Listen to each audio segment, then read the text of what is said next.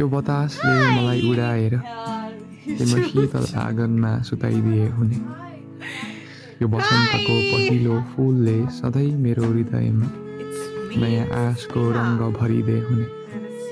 यो चम्किलो आकाश सधैँ चम्किरहे हुने। म फर्कने तिमी पर्खने यही हाम्रो आश निश्चल रहिरहे हुने। त्यो तिम्रो स्पर्शले मलाई सधैँ न्यानो ताप दिइरहे हुने। तिम्रो हातले मेरा हातहरू थामिरहे हुने।